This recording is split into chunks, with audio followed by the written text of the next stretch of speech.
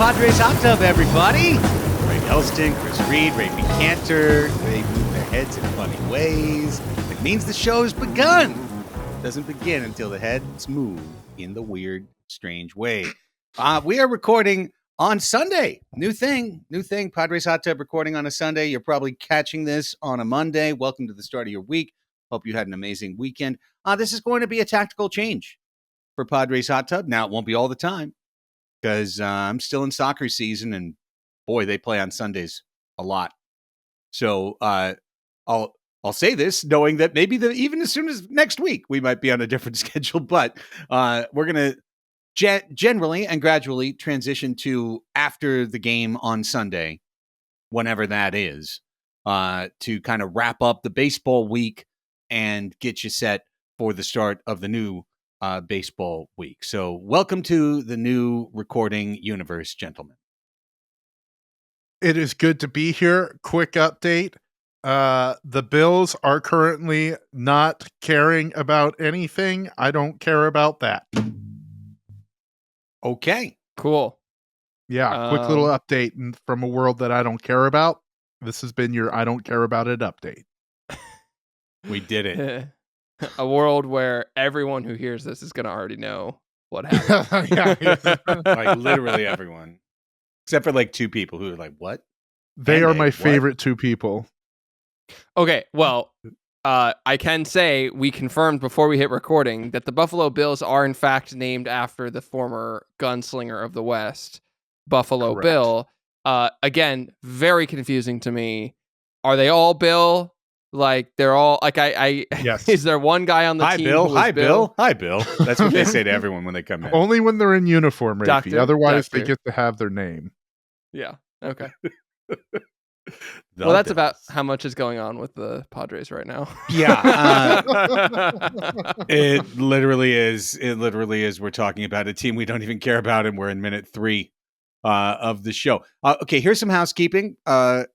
New Pods Above Replacement dropped on Friday. So great good! episode. Great episode. Brilliant strategy in there. Some really interesting stuff. We had John make his debut on Annie and Elsten on Friday to talk about it. Yay. So that was really cool as well. So check out the New Pods Above Replacement video in our YouTube channel. Of course, the podcast is there as well, but check out the video. Speaking of which, we're over 1,000 YouTube subscribers now. That is sick. That is so cool. It opens up some avenues for us as a podcast. So we're really amped about that as well. But hey, I know there's still some folks listening who haven't hit subscribe. So please head over to youtube.com, find Padres Hot Tub, search for Padres Hot Tub. When you find our show page, click subscribe. If you're watching us on YouTube right now, please click like. That helps. Add some comments, hopefully nice ones. And I mean, I can't stop you either way, but that all helps drive our engagement. We appreciate that. The best way to support Padres Hot Tub is on Patreon, patreon.com/Padres Hot Tub. Our Patreon community continues to grow. It's grown this week. And we've got a couple of different big features and recurring features for our patrons. One is we've been doing an off-season monthly watch party where we get together to watch a movie virtually. We don't actually meet in a theater. We all decide to click play at the same time from our various couches and laptops. And then we get together on our Discord watch party stage and we have a show about it. So the January movie, unlike the previous 2 months where we left it up to the patrons, this was decided by fiat when we found out a grave injustice has taken place in Raphie Cantor's just media consumption life, in which he has never seen the movie Friday. So as soon as I heard that, I said, we must correct this immediately. So Friday is the movie. I know no one is going to complain about that. And we're going to watch it Wednesday. We're going to watch Friday on a Wednesday. And then on Friday, we're going to watch Wednesday. But we're watching Friday on Wednesday. We're going to watch Wednesday on Friday. Later. I'm so confused. Who's on third? Okay. Yeah. So we're watching the movie Friday on the day Wednesday, the 24th.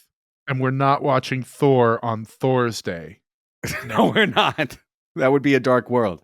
So 6:30 Pacific is when we will start that movie, and then around 8, because it's an hour and a half movie, is when we will hear Raphie's thoughts on having seen Friday for the first time. And I'm really eager for that to happen. So everyone make a note of it, please. We'll create a Discord invite as well and announcement. But January watch party is Friday, happening on Wednesday.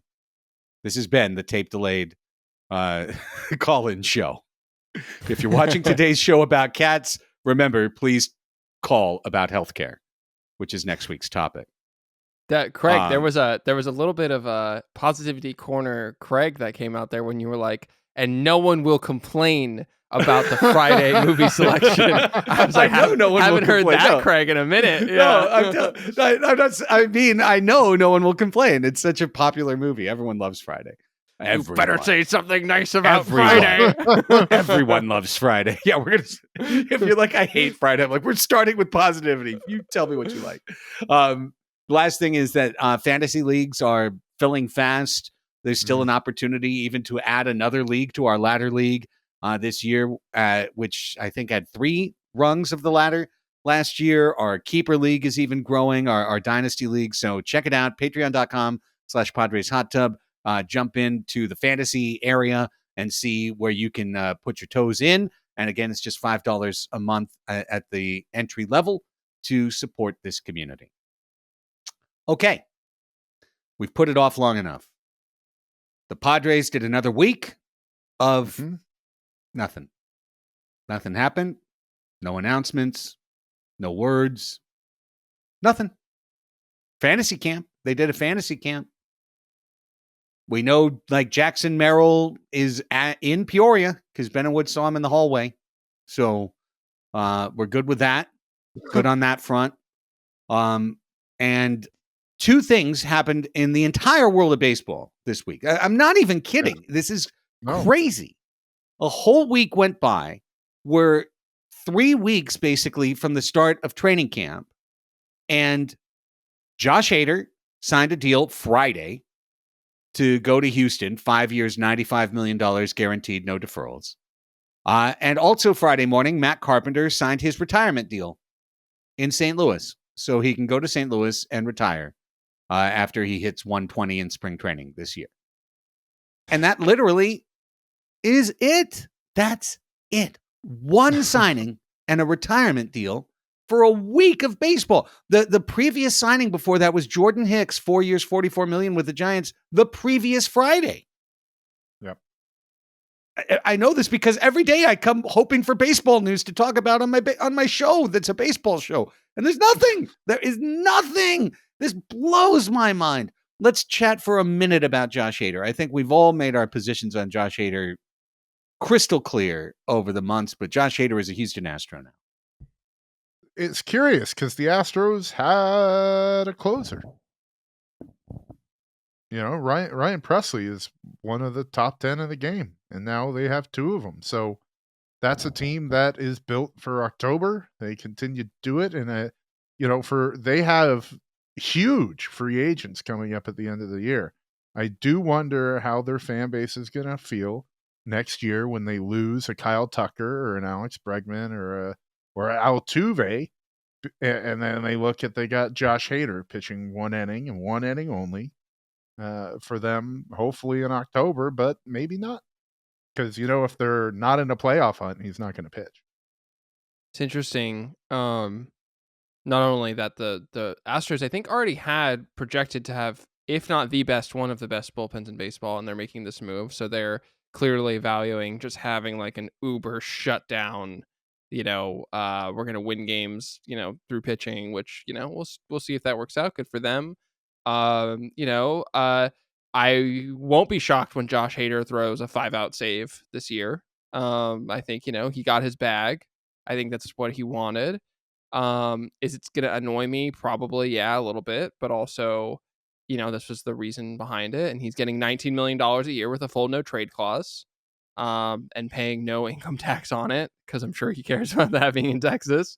And I don't know, like, I don't know that I care. The only thing I care about is that he's out of the division and out of the NL. Yeah. Period. Yeah.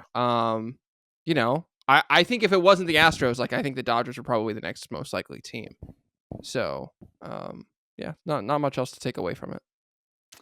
I truly think that the Dodgers wouldn't employ Josh Hader, because if they employed Josh Hader, they would be telling him up front, you're going to pitch sometimes in the 7th inning, because it's going to be the key moment and the bases are going to be loaded and the left-handed hitter is up. And I am ready to be proven wrong and for you to be proven right, Raphie.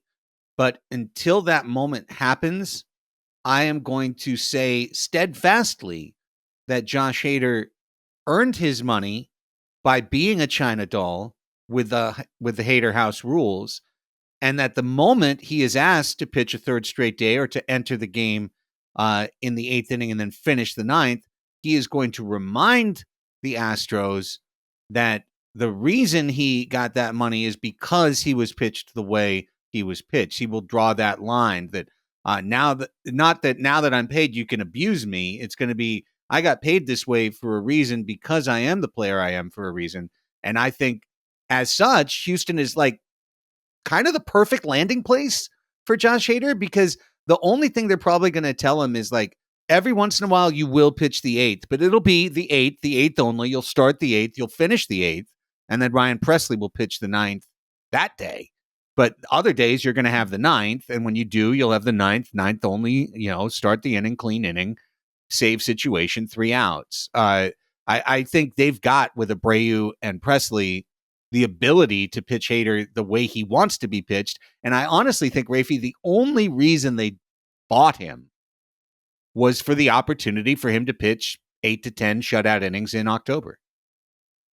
I agree and disagree with both of you. I do think that they'll use him in the 7th if the situation calls for it. And I also do think, like you, Craig, that the Hader House rules will be in full effect. Like his career, he doesn't think his career is going to be over in 5 years. He's going to want to make more money. He's not going to want to get himself hurt for anybody, no matter what they're paying him. And the narrative that it was all just for this big contract, I think it's just part of who the guy is and how he plays the game. That's Josh Hader. He's not our problem anymore. There are some guys that have been a part of the last 2 years' teams that never really felt like they fit and clicked in our town. Bob Melvin never felt like he really fit or clicked, and it's really unfortunate. Hader always felt like an outsider to me. Even when I read things about like, oh, he's really enjoying his time here in San Diego and he'd like to be here. Like, did he really? I thought 100% he would land in a red state pitching this year, and he did. And Soto, like I think he always wanted to be on the East Coast. I feel like there was always going to be that chance for him to go to the East Coast, and now he's a Yankee, and it just makes sense. And maybe there's nothing going on, so my mind is doing stupid little dances to try and even create something out of nothing. They're gone. They're gone. We did nothing. Those guys are gone. All right. You've each prepared a report, and I'm excited for both. And I'm going to share with you what I've been doing every day on the stupid radio, which is I've been doing a challenge to AJ Preller every day, publicly calling him out every single day, saying, AJ, you have the power to cancel this segment, but until you make a move, we're going to come up with a pretend trade every single day. Every single day.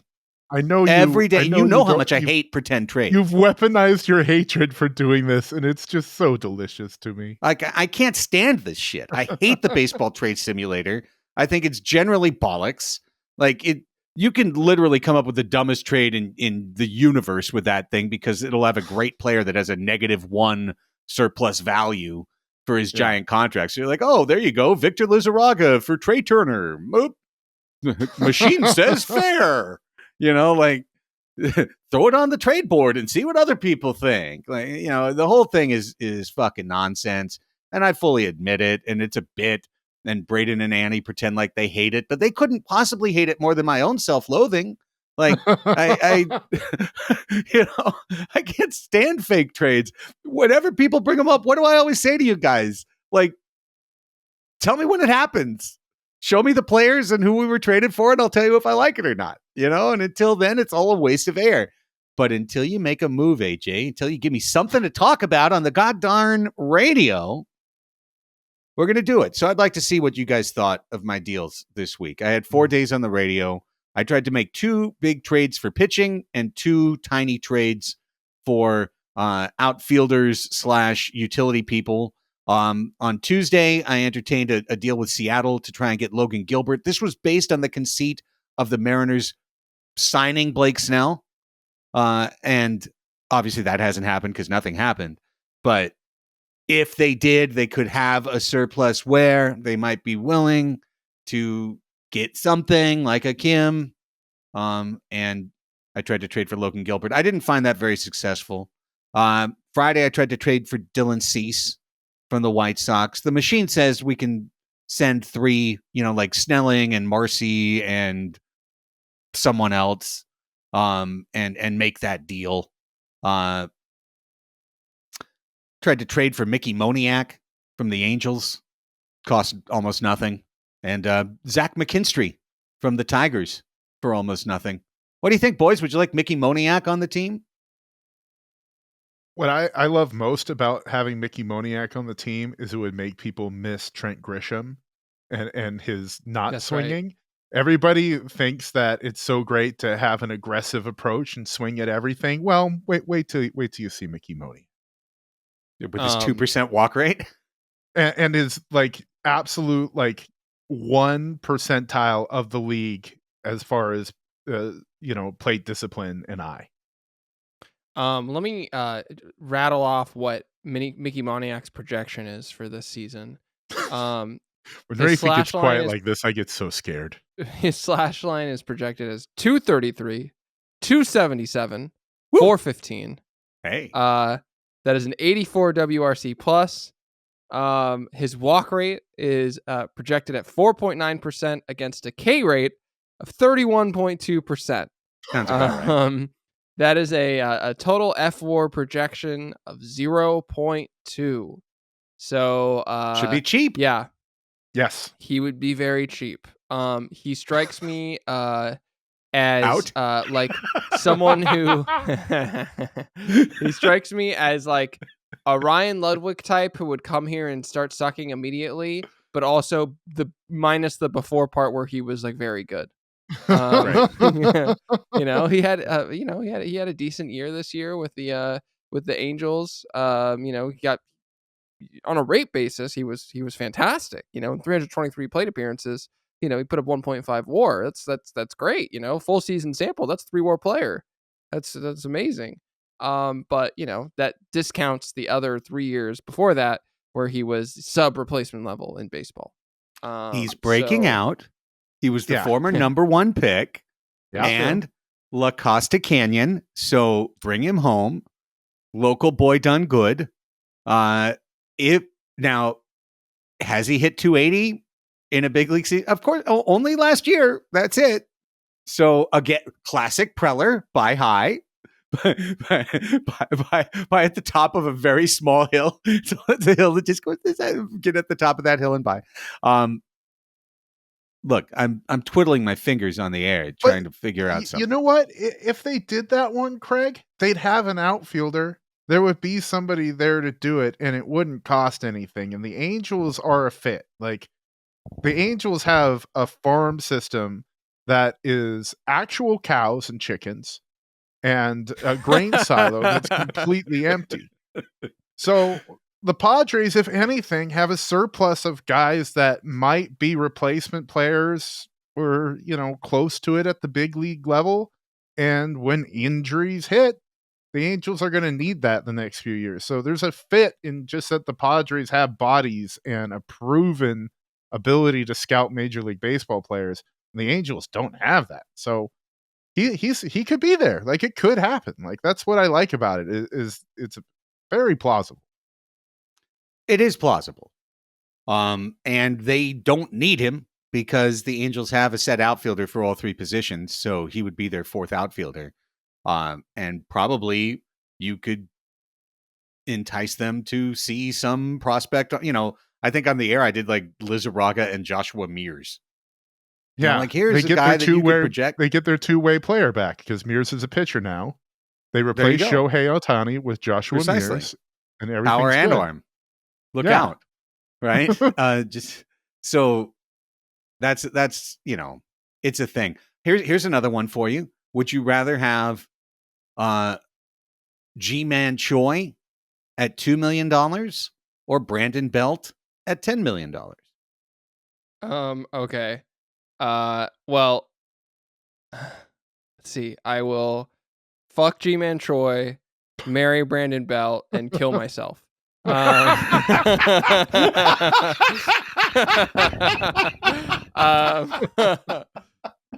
I mean, I would take a swing at Brandon Belt. I think that you said 10 million.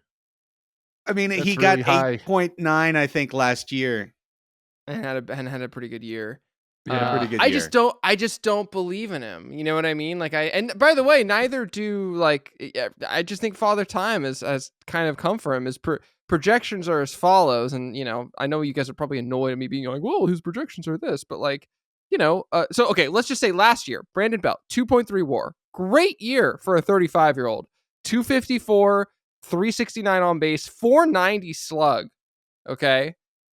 Played a lot, was generally healthy, 400 plate appearances. And at the same time, next year, it's only projected to put up 0.6 WAR. Okay. 225, batting average, 334 on base, 414 slug is the projection. So, I mean, like, that doesn't sound all that different than like Jake Cronenworth, like what I think Jake Cronenworth can do. So, even at first base. Right. So, like, why spend that money unless you really think he's the guy he was last year again this year? But I mean, does the computer ever say that somebody over 30 is going to do better the next year than they did the year before? Because I kind of feel like it never does. Because they rarely do. I mean, like, I know, but that's like why, when I heard, the Machado projection is this, and like it's 10 straight years of each year losing 5 points of average and 15 points of slugging. And it's like, that it's Manny Machado. There's a good chance he has 3 or 4 all-star years in there that the system doesn't catch. Now, Brandon Belt is not that, but like the machine is never going to say like, well, Brandon Belt had a good year at 34, so he could have a good year at 35. They're going to say he had a good year at 34, so he'll probably collapse in 35. And normally the plurality or majority of results would be that. And so that's why the algorithm goes there. So I ask again, would it be better to spend about half of, 40% of your remaining space on somebody who is a decent first baseman, would absolutely be a DH for your team, last year played well in Toronto, certainly knows the NL West because he was in San Francisco a gazillion years, but has had injury years and terrible years in there, or a guy who, like, his metrics were better than the 2 hits he got in San Diego, but he got 2 hits in San Diego. So nobody is thinking of G-Man Choi as anything at all. And like, you could maybe plug him in for $2-3 million and he actually is not horrible. I'm taking G-Man Choi and I'm putting that money towards starting pitching. I'm trying to get one more actual arm with a resume on the staff. I think Belt is going to hit. It's just he's going to be, like you said, when we have X amount of resources that are so extremely finite, to commit so many of them to a guy who could turn into a pumpkin, like in the middle of the year. He could fall off, he could look like Matt Carpenter in the middle of the year. And then we're at the exact same spot we were last year. I'd rather see Batten get those at bats. I'd rather see all the guys on the fringe get it. What was the number you had for G-Man Choi, Craig? A couple $1 million. Probably. I mean, yeah. I mean, they're G-Man Choi and Brandon Belt are projected to be basically the same player this year. Yeah. So you would much rather sign Choi for $2 million and cut him if you need to because he Yeah. gets 2 hits again, then you would be being saddled with Brandon Belt and $10 million. So, but I stick by what I said to start the segment. Yeah. No, I know. This is the purgatory that we Padre fans find ourselves waking up in every day. The Riverfront Hotel in Stockton every morning, getting the same buffet, going to the same game, and coming back to the same burger and glass of wine. Like it's the same thing every day. Nothing happens. We're in this place, and we're left with our thoughts. We're left with nothing but our idle thoughts to bang around the silo of our diseased brains and figure out what the hell we can do to make the Padres great again. Because right now they're just boring AF. Hey, here's something we could talk about. It's time for Chris Reed Reports. First year managers, good or bad? Chris Reed Reports. I actually saw a transition to go back to our collective trauma from a certain other time period, but we keep coming back to the hope for optimism, which is synergy, cohesiveness of the organization itself, right? Of the front office and the clubhouse working together because AJ Preller has picked his guy.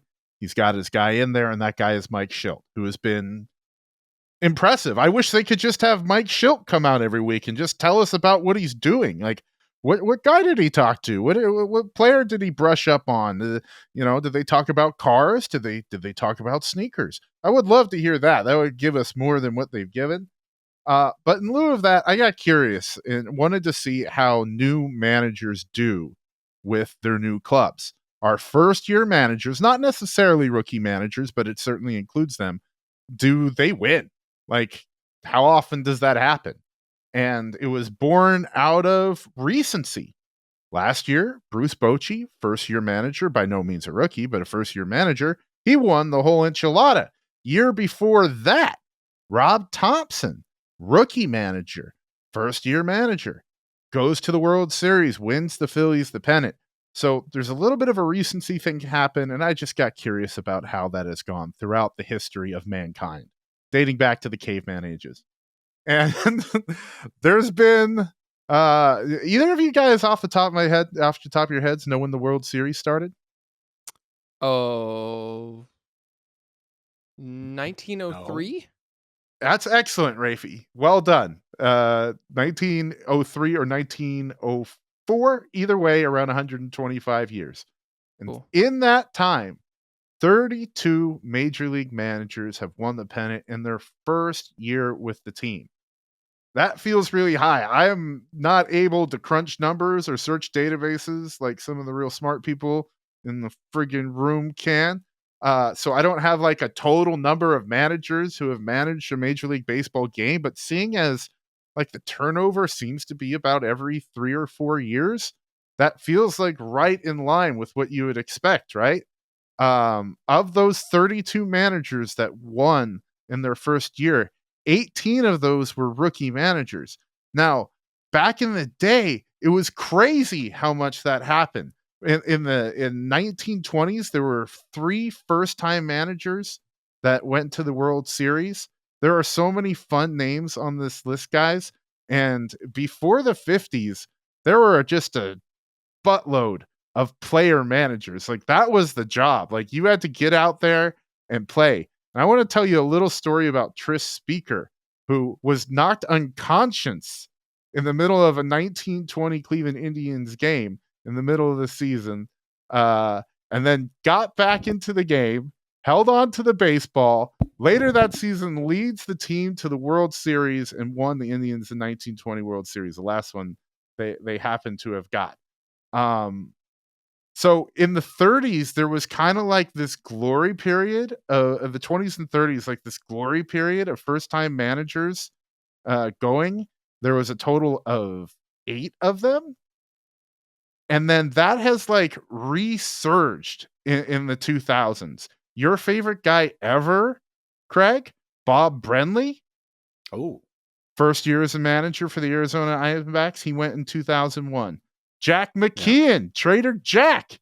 His first year with the Marlins, 2003. He goes to the World Series. Tito, Francona, 2004. Jim Leyland, 2006. John Farrell, Red Sox, 2013. A team that the Padres could hope to emulate because they too have Xander Bogaerts. Joey Cora with the 2018 Boston Red Sox. And then the last 2 of 3 years, Rob Thompson and Bruce Bochy taking their teams to the World Series. So this is something that happens a lot. I can't go into why. Maybe it's the new mojo. Maybe it's the clearing out. The since 1974. So I mentioned 32 first-year managers won the pennant, and 18 of those were rookie managers. Well, recently that pattern is reversed. Since 1974, only 4 of those 15 have been rookie managers. So lately, it's been experienced guys like Bruce Bochy coming in with all their savvy, all their wisdom, changing things around. Bob Melvin, in his first year, got a couple games from the pennant.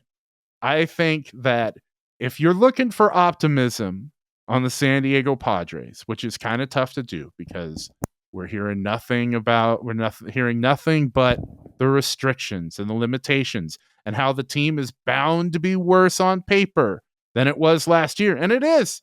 And how the Dodgers have gotten so much better. And they have. You can look to things like Mike Shildt and the pattern of first-year managers winning pennants and having success with the new clubs. And, I don't want to set the bar too high for Mike Shildt, but you know who I want to see him emulate, guys? Can you name the manager who won the World Series, not just the pennant, in his first 5 years with the club? You should be able to do this, Craig. What club? The New York Yankees. Joe Torre? Casey Stengel, 1949 to 1954. He won the World Series every single year. So that's the bar that we should expect Mike Shildt to be at. That's what my research has pointed to. Okay. A Padres World Series championship from here to about 2029. So for the optimists, for the idiots out there who want to believe in the good in the world, that's what you can have. Well, look, I love Mike Shildt so far. He hasn't managed a game, so I'm sure we'll have differences of opinion at some point along the way. But talking with him, which I did get the chance to do a couple weeks ago on Annie and Elsten, reading the entire life story of him via Kevin Acee, who really might have thought, given the dearth of news, about making that a 6-part series because there was enough in it. Yeah. He could have done 6 parts. I scrolled for so long on my phone, it just kept going. Yeah, it never stopped. When they actually put it in the paper last Sunday, I think it was like a whole section. Was just that story. It's just like left page, right page, next page, next page. Nonetheless, he hasn't managed a game for the Padres, but he is the 6th most winning manager with a .559 winning percentage of any manager who has managed at least 450 games. So the dude has experience. Let's hope that the historical trend of this resurgence of not just, hats and fedoras from the 20s and 30s, but first-time managers going to the pennant. The 2010 Padres were way worse than the 24 Padres, pardon me. Even with Jose Azocar as one starting outfielder and as the other one, like maybe a pod squad or maybe I don't even know, from Disneyland. Yeah, just a bunch of noises and funny faces is our left fielder at this point. Like it's just a muted trumpet. But even that is a better team than the 2010 team, and the 2010 team found clutch hits and close wins and mojo, and at one point had a better record than the Yankees in August. So, and then the dead hand caught up to them, but they were still a 90-win team. And if the Padres win 90 games this year, everyone's going to be fucking thrilled. they're going to be thrilled. We talked about that before, right? Expectations, the thief of joy. No worries about that this year. Like, if the team is 4-3, we are going to be acting like we're on top of a wave, surfing. Like, we're going to have that thrill and rush of feeling, because last year we thought the team would win 6 out of every 7 games for a while, and it just never happened until the last 2 weeks. So, all of those things get me excited. And Mike Shildt is the type of manager, Raphie. It's pretty clear that he hunts edges. He's like driven. He's a completely bought in person who knows this is his second act. There's a lot about that I find really appealing.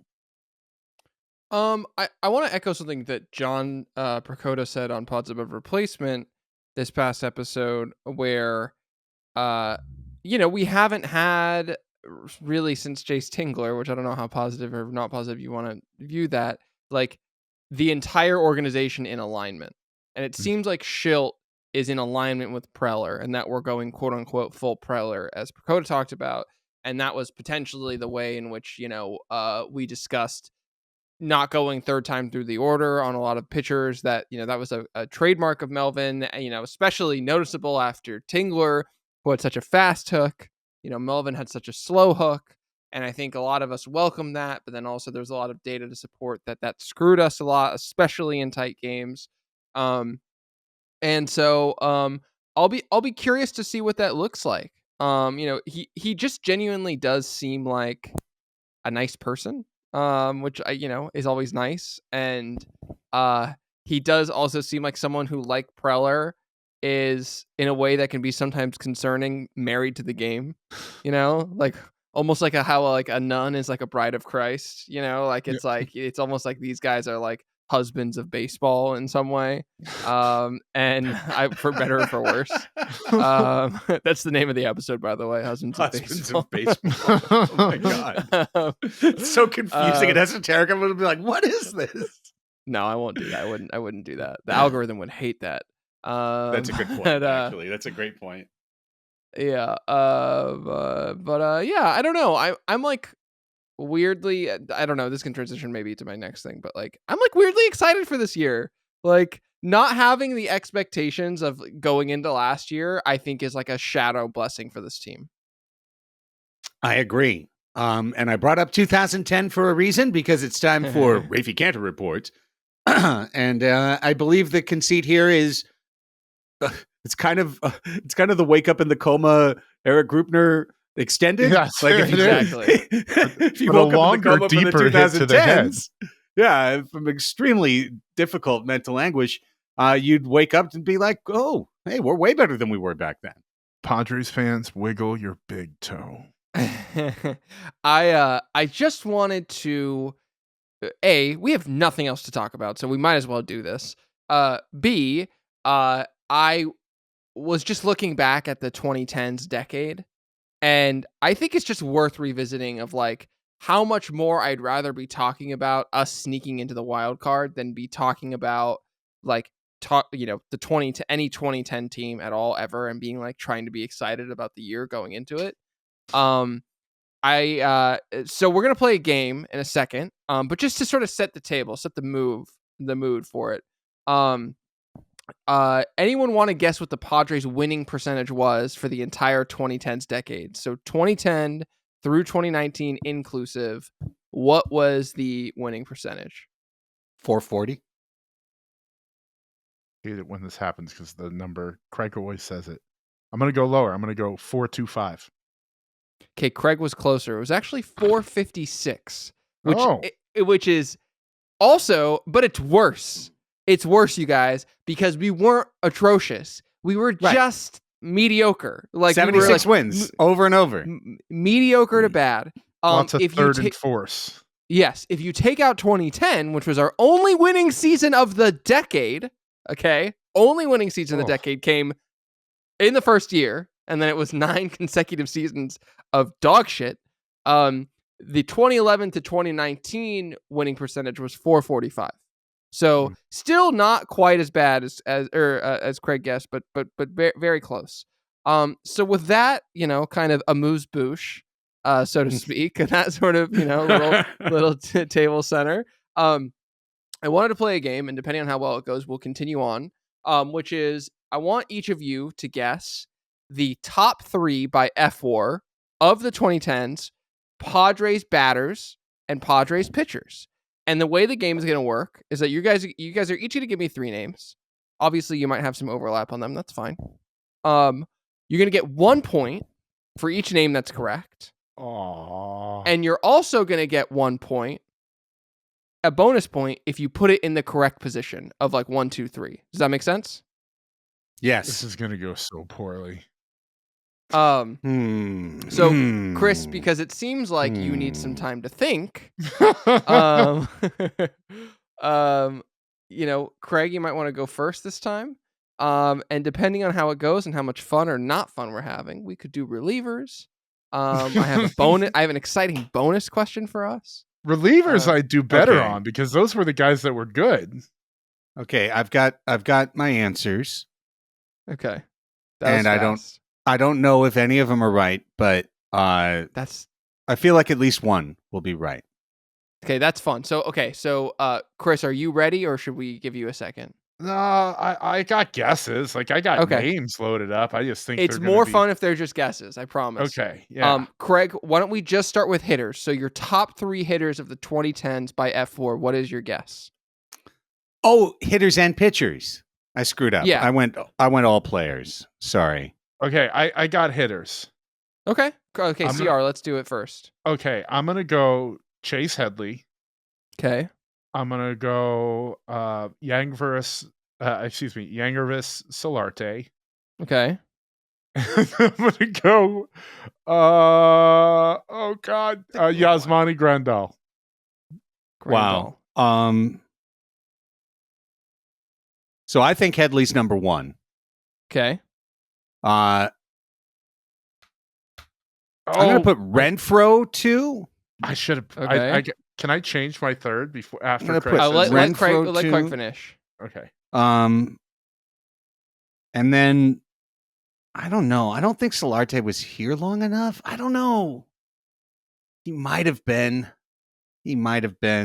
Oh, I loved him so much. I celebrate his whole career. So I'll say Solarte for 3. Solarte. Okay. Okay. Chris, who do you want to change your third one to? Chris Denorfia. Okay. Interesting. You guys both tied that round with 2 points. Both because you guessed correctly that Chase Headley was the top WAR getter. And then we didn't get either the other one? He was by far the most WAR accruer with 17.8 WAR. Neither Solarte nor Grandal nor Renfroe were in the top 3. The other 2 players in order, so Chase Headley 1 with 17.8 FWAR. Will Venable with 2. Oh, yeah. With 10.6 FWAR. Yeah. And darn it. And in third place, it's a Will without an L. It's Will Myers. With 8 F4. Of course. All right. So those are really bad guesses. These are players I've tried to drive out of my memory. This is what makes the game fun. This is what it's like. All repressed. Remember how bad it was that neither Solarte nor Grandal nor Renfroe were even in who's the top even 3? Looking at me on my freaking desk right now? There he is. There he is. I will just for the sake of giving this to you guys for each of your guesses. Grandal was 4th, so you changed it to away from the 4th guy. Denorfia was 5th, and Solarte was 7th, and Renfroe was 10th. Okay, well, top 10 at least. So top 10. Okay, now let's move on to pitchers. I'm curious, like who your top pitchers are by FWAR of the 2010s. Are we talking about relievers or starters? I mean, right now it's any. It's just any pitchers, and we can go reliever specific if you want, but right now let's just start any pitcher, starter, reliever. Well, I'm going to pick 3 starters. Okay, pick 3 starters for longevity. Clayton Richard. I feel like he pitched every one of those years somehow, so he had enough average seasons that he might have crept up to 5 WAR over 10 years or something. Chris did Chris Young even? No, never mind. He didn't even pitch in the 2010s, did he? He did not. Well, I'm gonna scratch pretend him like off. I didn't hear that. Yeah. Scratch him off. He's dead. Lados. Okay. Brief and Edinson Volquez. And Volquez. Okay, so in that order, Richard, Okay. Latos, and Volquez. All right. Chris Reed. I'm going to do very similar. I'm going to do Richards. Okay. I'm going to do Tyson Ross. And I'm going to do Latos. I think you're right with Ross. Okay, you guys are tied again Oh! after, but for different reasons. The correct answers are in first place, Tyson Ross Ah! with 9.4 F4. Craig convinced me on the second longevity. In second place, Matt Latos with 8.3 F4. And in third place, a man who neither of you guessed, Andrew Kashner. Oh, of course. Andrew Kashner with 6.9 F4. So Of the Rizzo trade. So because Craig correctly guessed Matt Latos in the second position, he gets 2 points. Because Chris guessed Ross and Latos, but out of order, he also gets 2 points. I even So we are switched all Latos tied because away, Craig- which means, I'm so glad we have to go to a tiebreaker round, and this is exactly what why I wanted to do this. So All right. now, I hope you guys are having as much fun as I am. I'm having a good time. I'm having at least some fun. So yeah. I haven't thought of the name Will Venable in a long time, and I really liked Will Venable. Okay. I couldn't stand him. He was a great guy. I couldn't stand him as a player. Like, just always That's tantalizing and useless. That's fair. Oh my gosh. Okay. Okay, so our tiebreaker round is we're going to do just relievers now. So only relievers in the 2010s, your top 3 F4 getters. I'll give you a few I'll vamp for a second while you guys are deciding. And if I have another tiebreaker after this in case some by God weird reason we're still tied after that. But I got mine. all right. Man, I've got 2. I went first the first time, so I'll go first this time. Okay, hang on. I got to put in my third, or else it's unfair. Okay. Or else I'm just going to steal one of yours. I might change my third one like at the drop of a hat. So I literally can't remember who was the closer in 2010. I can't. Just like, who closed games that year? I don't even remember. What were we even doing in 2010? You know? What was Oh even my happening right now? god! All right, fine. Okay, I'm done. Okay. Okay. We're gonna start with CR first. I'm gonna Who was go the closer in 2010? Kirby Yates, Okay. the closer in 2010. He was not. Wasn't 2019. he? Like the closer, Oh, like wait. 2019. Oh yeah, he's still playing. Oh no! Oh, you just derailed me. Oh, my course that's brain's the not. Wait, answer. finish your 3. No, Finish okay, your 3 okay. first. I'm doing Kirby Yates. Okay. I'm doing Heath Bell. Okay. Clay Meredith. No, Clay- no. Strike that from the record. Drew Okay. Pomerantz. Fine. These are all so bad. Okay. Yates, Bell, Pomeranz. Craig. I'm going Yates, Bell, Houston Street. Houston Street. Oh my God, we have to go to a tiebreaker again, you guys. Oh no! So you guys are both correct in that Yates was the top F4 by reliever with 5.8. Okay. Second place, Brad Hand with really? 4.0 F4. We should have Yes. fucking traded him before he got up to 4. should have traded him. We should have traded him. That's an old. And That's an old finally- hit. Yeah. Finally, in the third position of the 2010s for relief pitchers, Luke Gregerson, 3.7 F4. Yeah, that's All right. Wow. Yeah. Heath Bell was fifth. Wow. Heath Bell was fifth. Houston Street, I honestly, I don't even see him on this list. He was only So, on for a year is the thing, but he was good before he was traded. in fourth place, it was actually Mike Adams, believe it or not. Mike Adams course. was our, eighth inning stud.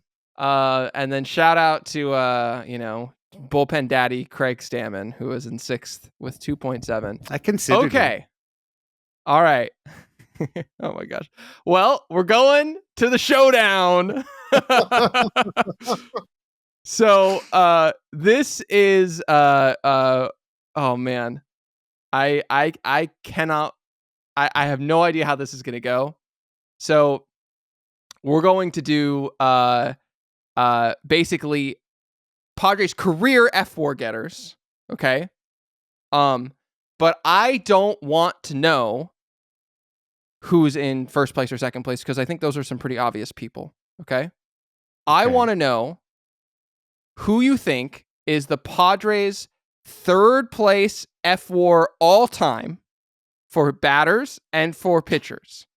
Third place F4 all time career. And this is WAR that they accrued while on the Padres. Okay, not elsewhere in their career. Sorry, what? Are they from the 2010s? Or is this forever? No. This is all time. This is all time because we've exhausted the 2010s. We can't do the 2010s anymore. So your all-time Padres, third place F4 in terms of hitters and pitchers. And once again, the theme music begins. Wow. Do do do do do Wow. do do. Wow. Bop bop bop bop bop Wow. bop bop boom boom. Anyone feeling like a guess? We can start with hitters if that's preferred. I'll guess Steve Finley. Okay. Craig, I am going to guess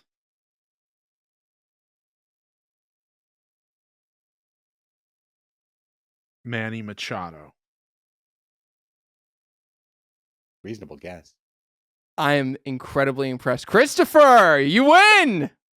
Manny Machado, third place. Where's Gary Templeton on that list? Gary Templeton on this list is hang on, I can tell you. He's not in the top 30. Okay. He's 32. Right. He's 32. I was just I kicked him aside pretty quickly, but he was sneaky. He was sneaky good. Craig, I think this shows the bias of your era of like when you like really first got into the Padres because Steve Finley was 37th all time. Oh no. He just wasn't there that long. That's true. He wasn't there that long.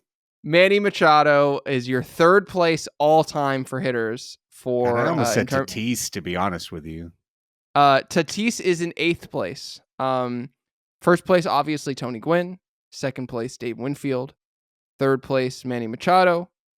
Fourth place, Adrian Gonzalez. And 5th place, we've already said his name, Chase Headley. Wow. We can call it now. All-time hitters WAR for the Padres? Correct. My goodness. How shit are we as a franchise? This is what I'm saying.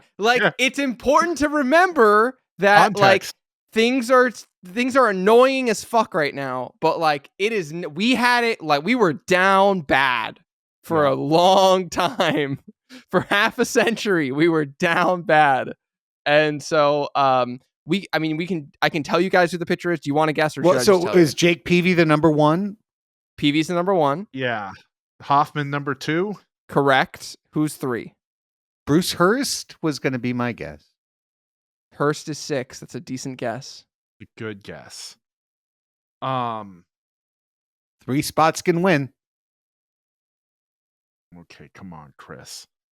Get the freaking machine. Get the whole Reed family around. We need one answer. Elsten family waiting to steal. It's time to play the feud. He wasn't. He was there for a while. Andy Bennis. Oh, it's such a good guess, but no. Andy Bennis was 4th. Great guess, Christopher. You still win. You still beat me because I was 6th. 3rd place. You like his barbecue at the ballpark. It's Randy Jones. Of course. Randy Jones. I don't know about of course. He had 2 F4. incredible seasons, but every one of his other seasons was nothing. Yeah, So, but he played. But he has the most innings all time for a Padre pitcher. So that's really what it is. It's the volume. So it's Peavy, Hoffman, Jones, Bennis, and in 5th place, I'll give you the hint, he was on the 98 team. Is it just Brown's single season? Or is it Andy That's a Ashby? good guess, but no. No, Brown's single season is 13th all time for Padres career WAR. It is in fact Andy Ashby. Yes, Andy Ashby is 5th all time with 18 F4. So I had fun. I don't know, guys. That was fun. That was very fun for me. It's good. I mean, I don't hope like it wasn't. losing, but No, yeah. I'm embarrassed of the number of people I have forgotten. Like, just when you're put on the, for anyone who's ever thought of watch quiz shows and goes, it's so easy. Like, if you ever put on the spot, it's a lot harder than you think to get just put on the spot and to get it right. I'm always amazed how well Woods does at the musical stuff, like every single day. Because if I just wasn't in the mood, I'd 0 of 5 it. It'd be like, I don't know. Huh? What? Huh? Yeah. Oh, yeah. Well, we did it, guys. Somehow, we got another hour of content out of this season, off season. Is Chris's mic on and I just don't hear it? Oh no, Chris, your mic's dead. I think this is telling us something. Yeah, I think so too. How's it now? Is that better? Oh, okay, there we perfect. go. Yeah. I was wondering. I was Okay. like, man, they're just ignoring my wonderful points. Raphie, I think that this is really important context and perspective for us after the disappointment of last year, the massive, incredible disappointment when Padres fans for the first time in their lives heard that they were the favorites to win the World Series. And then the result that ensued, to just remember where we've been and the expectations that used to come in February, which were we were going to watch bad baseball all summer and, hope Will Venable turns in a solid year and finally lives up to his promise that Chase Headley would repeat, was it 2012 when he caught fire? Gotta be. I think it was 2012 in his second half. He was on like a 60 home run pace or whatever. That's what it used to be. And on our lineup, we have 2 really Hall of Fame trajectory guys in Machado and Tatis. Those guys have each secured MVP top 3s in the past 3-4 years.